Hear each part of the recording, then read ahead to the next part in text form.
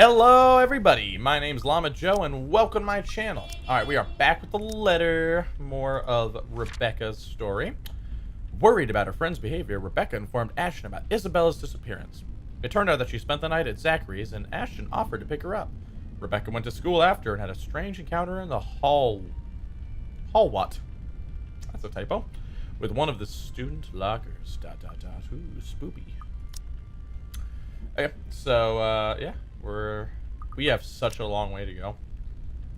This is literally all we've completed. That's it. And we have all of this. God help me. Here we go. All in all, the entire school day ends without a hitch. It could have gone better, mind you, but with the exams nearing, getting out of work before the sun is set looks as though it's far off dream for now. At least until they're over. Then we have the holidays to look forward to. There really are times when you simply take what you can get for the time being. Nothing wrong with that. All I'm hoping for is this will continue till the whole day ends. There's still that promise I made to Ashton, and frankly the idea alone doesn't sound good. If Isabella didn't talk to them, what makes them think she'll talk to me? It's not like there's a hierarchy, is there? Just because I can handle Isabella's childish tendencies doesn't mean I can do it all the time. Really, those two give me too much credit. Nevertheless, I'm keeping my fingers crossed, if only because I'm also worried about her, and both Zachary and Ashton deem it important that somebody get the story out of her. Here's to hoping it's got nothing to do with that letter. Again. I understand if she feels a bit stressed lately, but keeping that story going on for more than a week is... It's bound to get tiring at one point. Seriously, I merely don't want this to end another argument. God willing, the cafe special will help smoothen things out. After all, it's always been food with her. Or money. But mostly food.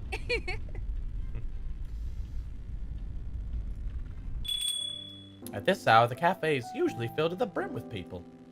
That's the reason Isabella and I rarely ever go here during the evenings.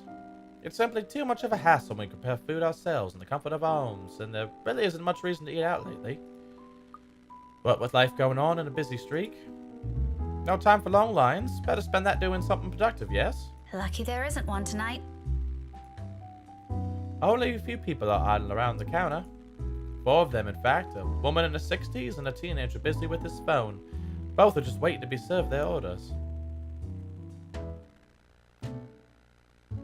Oh, I forgot that that's like her uncle. The other two were posh-looking men and a child who I immediately recognized as Kylie appear to have not yet picked anything they want. For some reason, my stare lingers at the guy. Though dressed relatively well and looks harmless, I haven't seen him around these parts before. Someone new in the neighborhood, perhaps? Even so, there's something familiar in him. It feels like I've seen him somewhere before. That also begs the question of why Kylie is with him. Of course, the girl easily takes a liking to anyone who buys her sweets, so it's both a bit worrisome and unsurprising.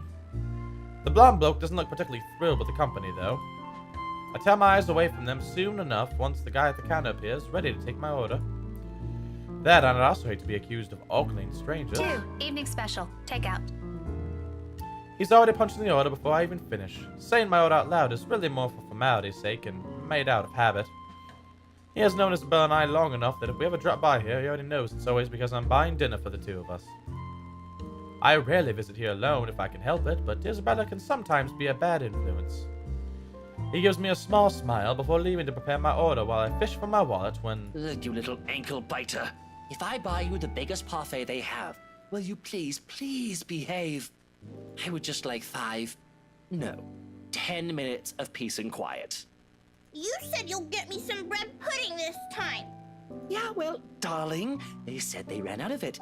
Just pick another one so we can be on our way. Their parfait doesn't look as cute as the one my mom bought me. Parfait is just ice cream, sweetheart. It'll melt no matter how dainty it appears. In the end, it'll all look like an ugly puddle. Actually, parfaits aren't ice cream, they're like yogurt, but that's Now, weird. come on, just pick one. It could even be the most expensive one on that list. I don't give a shit.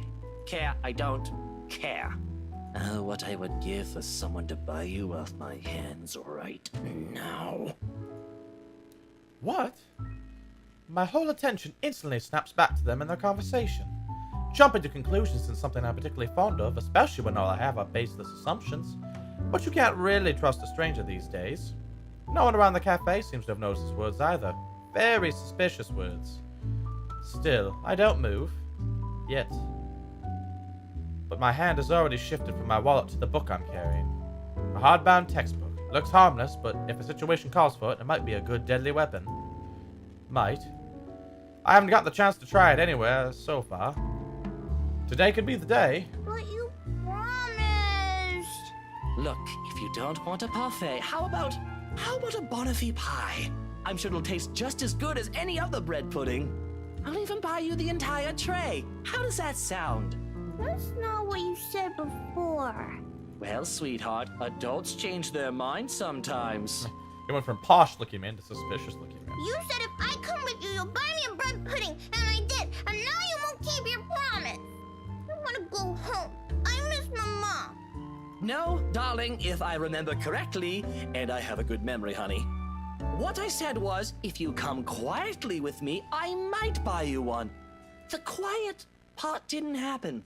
Though now that I'm sober, I think this is a bad idea. And I should just ship you someplace else for that peace and quiet. Oh, that's it! No hesitation. In a few paces, he's within my reach, and without warning, I'm slamming the flat area of the book against his skull. Ow! There's a cry of pain, followed by him instantly crouching down, hands nursing the sore spot. Almost comically, if this were a different situation and the safety of St. Goretti's student isn't at stake, I'll probably feel sorry for him. I mean, has anyone even seen how thick this book is? Get behind me, Kylie. Miss Pink! It's amusing how fast her expression changes from the pouty one earlier to something of utter delight upon seeing me. But there's no time for any pleasantries. Not even quick ones, because soon the man straightens and I'm readying my favorite newfound weapon for another hit. Except this time he's ready, and before I can land another one, his hand shoots up to catch my wrist in a firm hold. Oh, no. And the look on his face. Bloody hell, woman! What's your problem? To say he's pissed would be a complete understatement. Had I been the weak-willed sort, I'd probably cower under this sharp gaze.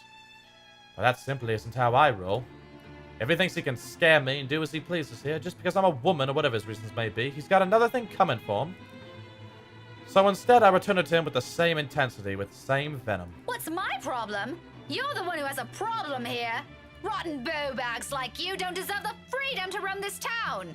What are you doing to this girl? And why is that any of your business, pray tell? Oh, it's my business if I make it to be. Now, release me or I'll call the police. Oh, you think that scares me, Daisy? I have a name, you sleazy douchebag. Oh, I'm sure. Now his name is Sleazy Douche. His name keeps changing. It's wonderful. His grip on my hand only tightens when I attempt to shake it off. His tone may be dripping with anger and sarcasm, but the gleam in his eyes says it all. He's getting a kick out of this. Riling people up, getting on their nerves, invading their personal space. He knows exactly what and which buttons to push. The nerve of this person. The nerve of this arsehole. If he thinks I'm going to give in to his goading, please, he might as well just kiss his sorry behind. In fact, why not do the most sensible thing right now? Teach him a tough lesson. Oh. Oh, yes. This might have negative consequences, but I'd say worth it. Mister, you have until the count of 5 to let me go and step out of my personal space. Oh, darn. Her relationship with Luke has lowered. That's really rough. A fair warning. Fairer than any I can offer people of his kind, and I'm already being considerate. Hell, this also doesn't even deserve a warning. If he doesn't listen, well, he's as much responsible for what will happen next as anyone. Or else what? Such vulgar words coming out of that pretty mouth. A gorgeous flower like you shouldn't even be saying. Don't say I didn't warn you, bowbag.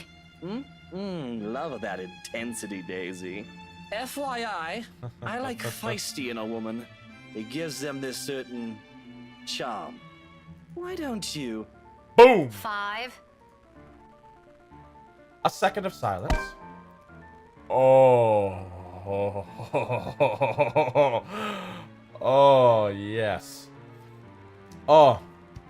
Guys, we gotta take a moment of silence for just the satisfaction of Luke just getting his nuts utterly smashed into oblivion. I've been hitting the nuts plenty of times.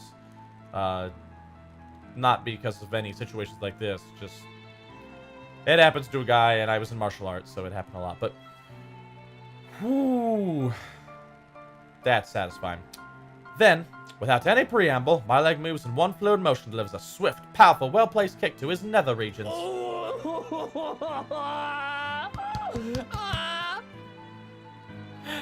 Oh, this is great. Needless to say, the effect is instantaneous. He yelps, abruptly drops his hold on me, and kneels over, howling from the pain. I can see tears forming at the corners of his eyes, too, though the mere sight of it prompts not an ounce of remorse from me. I would have been gentler if he isn't such a dirty little prick with an ego too big for his head. Too bad. Whether this obliterates any chance of him ever procreating remains to be known, but a part of me is already praying he doesn't ever breed after this. We have no need of more of him in this world. You mad woman! I warned you, you ass. Why, this is harassment, I'm telling you! Harassment! Then why don't you tell that to the police once they get here, You despicable! Whatever you're assuming I am, I'll have you know it's all in your head. None of it's true. You best have that pretty brain of yours checked before that gets worse. What is wrong with you? Is this the face of someone who'd do anything suspicious? Yes, absolutely. Oh? You don't think a stranger luring an innocent child with promises of sweets before whisking them away from their parents doesn't warrant any suspicion? You have a very funny definition of suspicious, asshole. Maybe you're the one who should have that head of yours checked. The kid asked me to buy her sweets. You're the one who's suspicious here. I'll have you know, I have a wife. That much at least appears to have a sliver of truth to it. He even makes a show of brandishing his left hand in my face without much flourish. Sure enough, a wedding ring is there, though all that earned him is an unimpressed glare for me. Immediately, a small part of me starts to feel sorry for whatever poor woman married this sod. I don't understand why he has to bring her up either, as if the mention of her alone will magically present a solution to his problem. She must truly be a remarkable woman if she can handle a dirtbag like him. And even my wife of all people in this bloody city, has never, I'm telling you, accused me of such a scandalous thing! You crazy woman! Married or not, you're still a sleaze. Honestly, I feel... Miss Pink, why are you fighting with my Teal?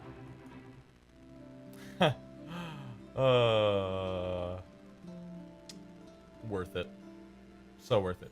Whatever words still left to be said here dies on my tongue. The same thing goes for the sleaze. Beside us stands Kylie, gawking at us with the same curious stare she often brings with her. I know that look all too well. A precocious child through and through. She doesn't say anything further. Her gaze simply moves between us, eyeing us both carefully, clearly anticipating an answer. From my experience, when it gets like this with children her age, it's a sure sign they won't leave you until you've given them an answer they're satisfied with. Lying won't do either. It has dissolved into a shouting match, for heaven's sake. And did she just say Tio? Something falls straight to the pit of my stomach at that. But my tone is gentle when I finally address her, void of any apprehension of what might be the first hints of embarrassment. I pointedly ignore the latter. It could very well be just the hunger speaking. Kylie, sweetie, do you know this oaf? Yeah, he's Teal Luke. Right at the moment, my brain stops. Every line of thought, every argument I still have against the man beside me dissipates in a haze. Amidst all of it, one memory gets triggered from a few days ago. Tio? The one you mentioned before? The uncle? The guy Rowan wanted to impress? Or was that a dare? I'm sorry, I can't recall.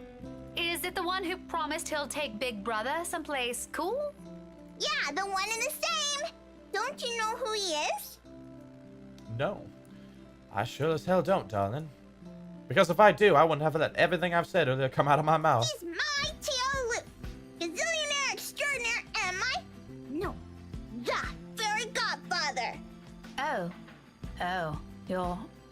He's your godfather. That's nice. The one and only. Did I get that right, Teal? More than right, sweetheart. I'm sure Miss Pink here understood everything you said quite perfectly. God, I hate Luke. That's why it's so satisfying he just got nailed in the fucking nuts. Oh, sorry. Whatever it is that landed at the bottom of my stomach prior has shot straight up to my face and stayed there. The heat from it slowly spread into my cheeks, coloring my face in almost the same shade as my hair. If only the earth would swallow me whole here and now. His eyes are on me, I can feel them jeering, mocking. I can't even bring myself to look at him. What's in there? Amusement? I doubt it. He's probably having the time of his life right now. But I know, I can hear the sneer in his tone alone when he talks. He has that smug grin on him, which I may or may not want to punch off his face at present, just for the hell of it. But damage control. I need to do some damage control before this whole thing goes south. Oh yeah, fuck Luke. Apologies, Kylie. Oh, it went even lower for Luke. Oh no. Of course, an apology is the most appropriate thing to say. But no matter how much I will myself to do it, my own body refuses to budge. My own mouth refuses to open, and my head rejects the very idea of looking at him. No apology for an arsehole. Not to someone with an ego too big for his head.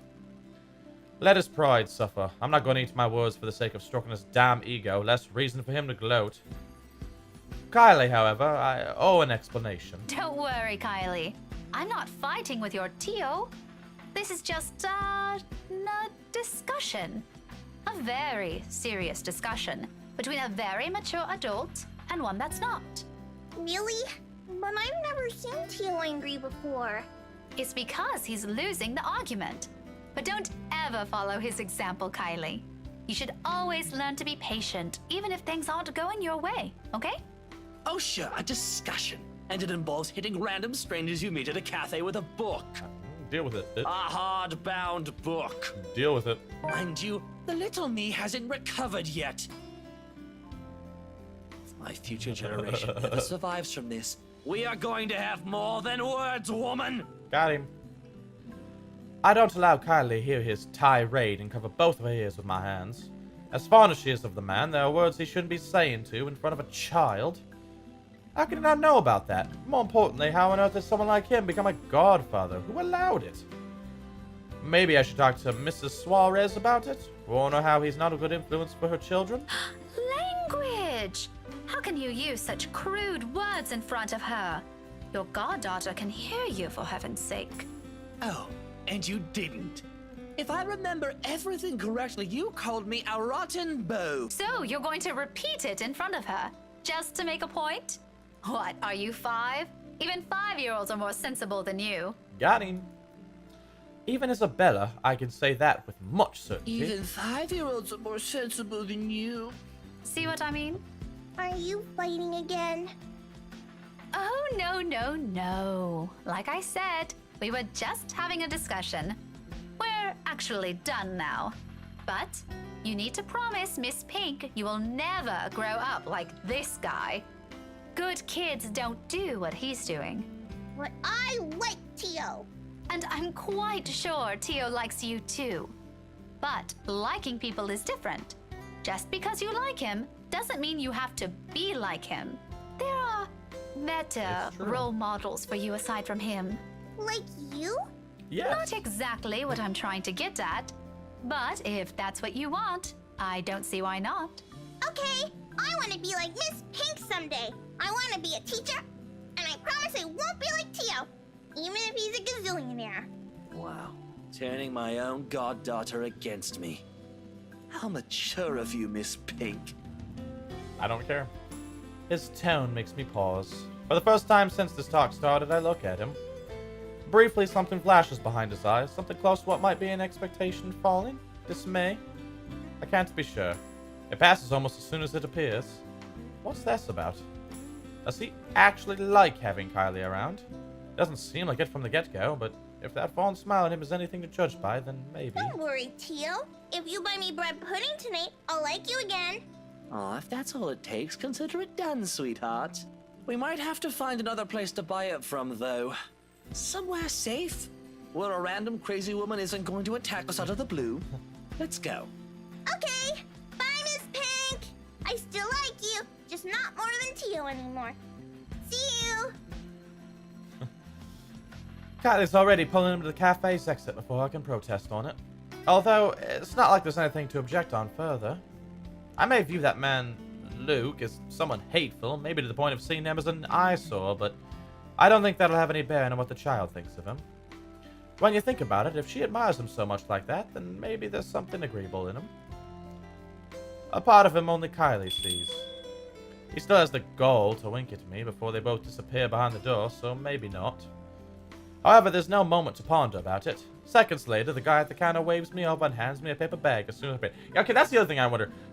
During that whole thing, no one said anything. No one called the cops. No one just a woman starts assaulting a man and they start yelling, and then she knees him in the balls, and then he starts yelling, and then there's this little girl, and then they think there's like a kidnapping situation going on, and then it's like nothing. No words were exchanged, but that's okay, I guess. He offers me another smile before I leave. Normally I return it simply for the sake of returning it, or I don't at all, with the latter happening more commonly. For the time being, I do so freely. After that encounter and the scene we've caused, seeing a friendly gesture being extended to me, albeit from a person I barely know on a personal level, it feels like a reassurance, despite bearing no promise of better days. I take what little I can of it with me as I step out into the night. Okay. That was a much longer interaction than I thought it would be, so we're gonna end it there. Thank you guys so much for watching. As always, feel free to like, comment, subscribe. Tell me what you like. Tell me what you don't like. And I'll do the best I can to make it right. I'm Llama Joe, and I'll catch you guys later.